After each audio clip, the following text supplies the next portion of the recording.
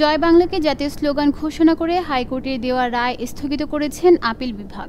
মঙ্গলবার প্রধান বিচারপতি সৈয়দ রেফাত আহমেদের নেতৃত্বাধীন হাইকোর্ট বেঞ্চ এ আদেশ দেন। আদালতে আবেদনটি শুনানি করেন অতিরিক্ত অ্যাটর্নি জেনারেল ব্যারিস্টার অনিকার হক। গত 2 ডিসেম্বর জয় বাংলাকে জাতীয় স্লোগান ঘোষণা করে হাইকোর্টে দেওয়া রায় স্থগিত চেয়ে আবেদন করে রাষ্ট্রপক্ষ।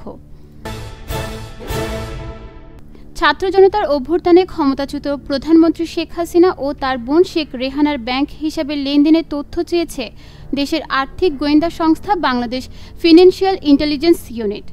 তাদের 2 বোনের পাশাপাশি বঙ্গবন্ধু শেখ মুজিবুর রহমান মেমোরিয়াল ট্রাস্টের ব্যাংক হিসাবে লেনদেনের তথ্য চেয়েও ব্যাংকগুলোকে চিঠি পাঠানো হয়েছে। সোমবার ব্যাংকগুলোর কাছে বিএফআইইউর এই চিঠি আসে। বেসরকারি একটি ব্যাংকের ঊর্ধ্বতন এক কর্মকর্তা এই তথ্যটি নিশ্চিত করেছেন। ক্ষমতায় গেলে বিএনপি জনগণের জন্য জবাবদিহিমূলক সরকার প্রতিষ্ঠা করবে বলে জানিয়েছেন বিএনপির ভারপ্রাপ্ত চেয়ারম্যান তারেক রহমান। আজ মঙ্গলবার বিকেলে কুমিল্লার এক প্রশিক্ষণ কর্মশালায় ভার্চুয়ালি যুক্ত হয়ে তিনি একথা বলেন। তারেক রহমান বলেন, আমাদের প্রত্যাশা হলো দেশের মানুষের জন্য জবাবদিহিমূলক সরকার গঠন, যারা জনগণের কাছে জবাবদিহি করতে বাধ্য থাকবে। তাহলে দেশের সব সমস্যার সমাধান করতে সক্ষম হব পর্যায়ক্রমে।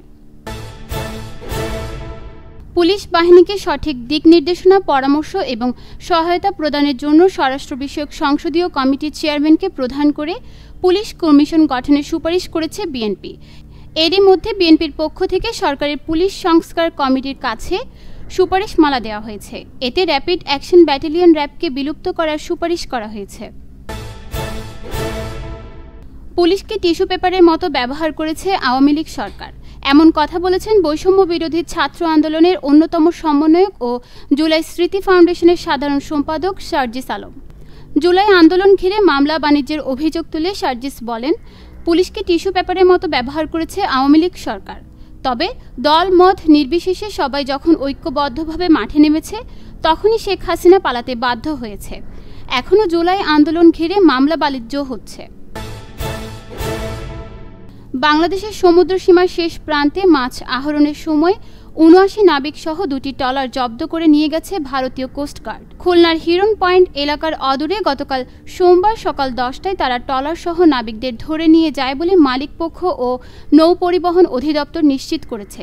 এই 2টি নৌযান হল এফবি লায়লা 2 ও এফবি মেঘনা 5।